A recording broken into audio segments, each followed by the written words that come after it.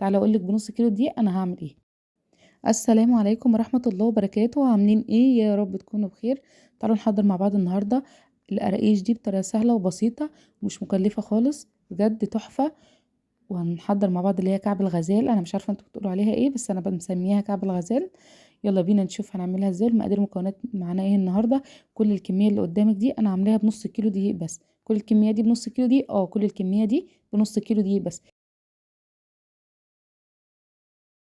معايا هنا بقى بولة فاضية نزلت فيها بأربع كوبايات من الدقيق ما يعادل نص كيلو. هنزل عليهم بمعلقة صغيرة من البيكنج باودر ونص معلقة صغيرة من النشا. هنزل عليهم بربع كوباية من السمسم المتحمص. هقلبهم بقى كده في بعض كويس. كده معايا المكونات الجافة بتاعتي، هركنها بقى على جنب.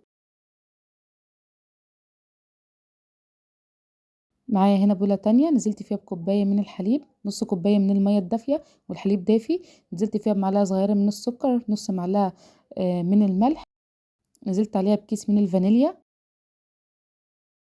معلقة صغيرة مليانة من الخميرة. نزلت عليهم بقى بالزبدة بتاعتي، الزبدة دي كوباية ونص. هقلبهم بقى في بعض كده كويس. على فكرة الزبدة دي ممكن تخلطي عليها يعني زبدة وزيت، سمنة وزيت براحتك. ممكن زبدة بس، سمنة بس، يعني على حسب انتي ايه ما بتحبي ايه.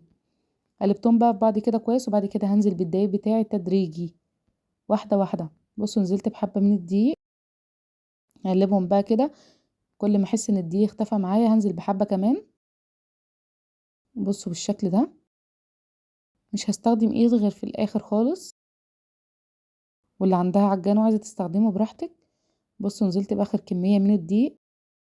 حسيت بقى ان ايه خلاص الدقيق ايه تقل معايا. هحوش بقى الاسباتيولا بتاعتي وهعجن بقى بايدي، هلم العجينه بايدي. بصوا هعجن بقى العجينه بتاعتي كويس والمها كده بايدي، وبعد كده ايه هوريها لكم. بصوا كده بعد ما خلصتها، بصوا العجينه بتاعتي عامله ازاي. ما حطيتلهاش اي حاجه تاني غير اللي انا حطيته معاكم. بصوا عامله ازاي، ولا احتاجت ميه تاني ولا لبن ولا اي حاجه. هركنها بقى جنبي ربع ساعة ترتاح وبعد كده نشتغل فيها. هنا بقى معايا سمسم، ومعايا عجوة. دي عجوة كده انا فرداها هستخدمها، هوريكم انا هعمل بيها ايه. ومعايا العجوة دي كمان انا عاملاها صوابع علشان تسهل عليا. العجينة بتاعتي بعد ما ارتاحت معايا ربع ساعة هاخدها بقى كده قدامي ونبدأ نشتغل مع بعض فيها.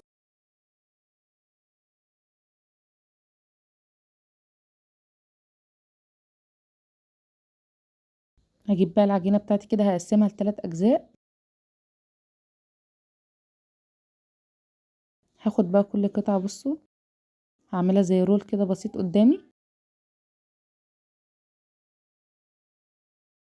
وبعد كده هجيب بقى النشابة بتاعتي وابدأ افرد فيها.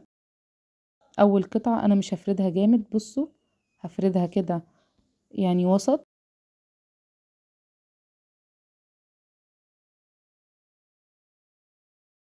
هجيب بقى السكينة بتاعتي او القطاعة بتاعتي واحوش كل الزوايد كده، هساوي العجينة بتاعتي من كل الاطراف، بصوا زي كده. يعني هخلي العجينة بتاعتي اللي انا هستخدمها مقدار ان انا هلفها لفتين بس، لفة التانية زي ما هوريها لكم كده بالظبط. وكل الزوايد ايه تيجي شايلاه.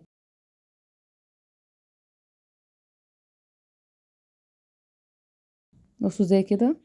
هجيب بقى العجوة بتاعتي، صوابع العجوة اللي انا عاملاها، واحطها في قلبها كده. وبعد كده هلفها لفة. بصوا كده اول لفة، لفة كاملة، تاني لفة بس. هفردها بقى كده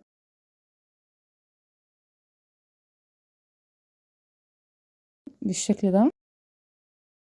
بعد كده هحشي الزوايد كده من الجناب وامسكها بقى. بصوا هقطعها يعني مقدار ايه صباعين.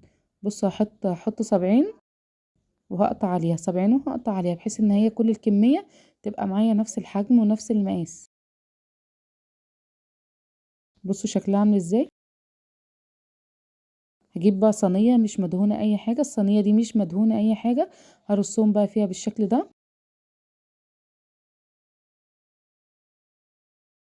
هخلص بقى الصينية بتاعتي وبعد كده اوريها لكم.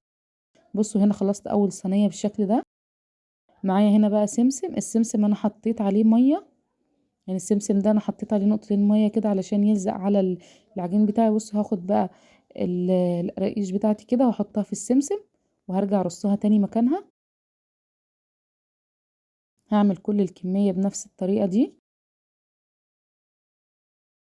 كل صينية هعملها هحطها في السمسم واركنها جنبي بحيث ان انا ترتاح معايا وندخلهم الفرن واحدة واحدة. بصوا خلصت كل الكمية دي، هركن بقى الصينية دي جنبي ترتاح ربع ساعة، هغطيها وهسيبها ربع ساعة. بصوا جبت العجينة التانية معايا، العجينة التانية دي كانت اكبر شوية علشان انا هفردها اعرض. بصوا همسكها بقى افردها اعرض من التانية علشان دي هلفها كذا لفة. بصوا بالشكل ده. بصوا انا فردتها بقى بالشكل ده، هحوش الزوايد كده، بس دي هتبقى معايا اعرض من التانية علشان دي عايزين نلفها كذا لفة. بصوا سويتها بقى من كل الجناب. بعد كده بقى هجيب العجوه اللي انا وريتها لكم، اللي انا بصوا عاملاها زي كده. هتقولي لي انت عاملاها كده ازاي؟ انا حطاها في كيسه من يعني حطيتها على كيسه كده وغطيتها بكيسه تانية من فوق، وبعد كده عملتها بالنشابه كده من فوق اتفردت معايا. اخدتها بعد كده وحطيتها بقى في العجينه بتاعتي بحيث ان هي تسهل عليا وما افضلش افرد في العجوه وتبوظ مني العجينه او تتقطع او اي حاجه. بصوا لفيتها بقى رول كده بالشكل ده. بعد كده هلفها بايديا.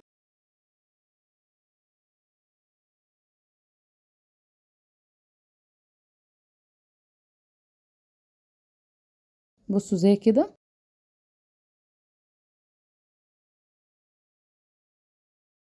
هخليها كلها سوي واحد. بعد كده بقى هشيل الاطراف زي التانية بالقطاعة بالسكينة، اي حاجة عندك عايزة تقطعي بيها. بصوا بقى هعملها ازاي، بصوا يبقى شكلها عامل ازاي. هتحسي ان هي كده مدورة بالعجوة ومدورة بالعجينة.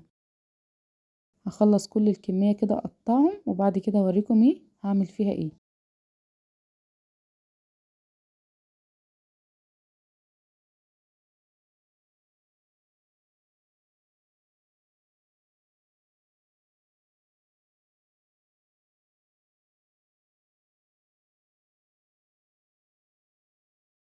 بصوا شكلها عامل معايا ازاي.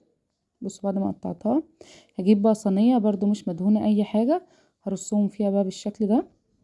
جبت السمسم بقى علشان ما اقعدش ارص، وبعد كده احطه في السمسم. هدهنها بقى كده من على الوش سمسم. بصوا. وبعد كده هرص الصينية بتاعتي،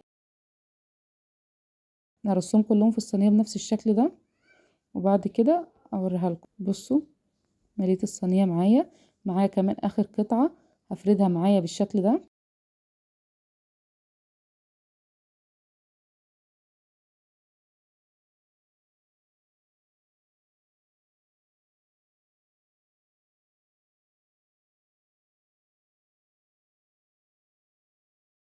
الزوايد اللي انا كنت بحشها من العجين يا جماعة انا بحطها على على القطعة اللي انا هفردها من بعديها. يعني الزوايد دي انا مش بتترمي ولا حاجة، بحطها على العجين بستخدمها برضه.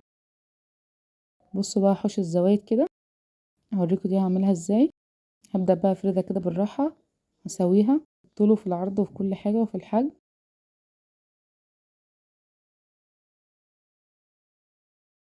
هقطعها بقى بالسكينة دي، انا هعملها سادة مش هنحط فيها عجوة ولا اي حاجة، هعملها زي المنين.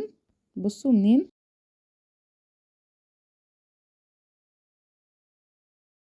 هقطعهم كلهم بنفس الحجم. همسكهم بقى بصوا اعملهم بالسمسم وبعد كده ارصهم في الصينية كده. انا عملت 3 صواني بالنص كيلو دي اللي احنا عجناه، عملنا منه 3 صواني، عملنا منه الشكل ده والشكل ده، والباقي اللي اتفضل عملنا بيه منين. يلا بينا بقى ندخلهم.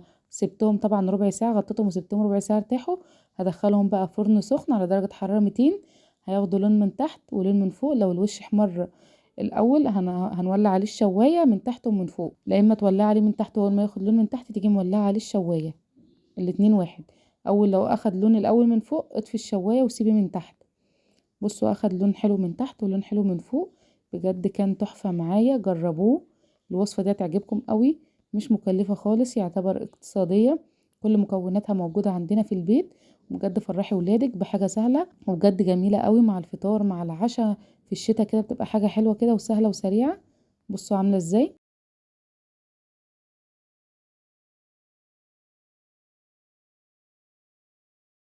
بصوا كمان عاملة ازاي مفرول معايا خالص.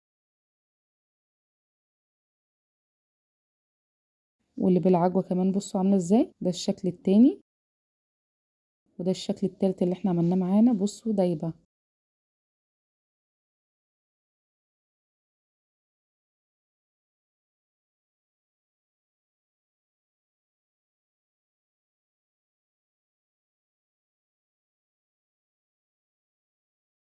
والله العظيم يا جماعة حلوة قوي، جربوها.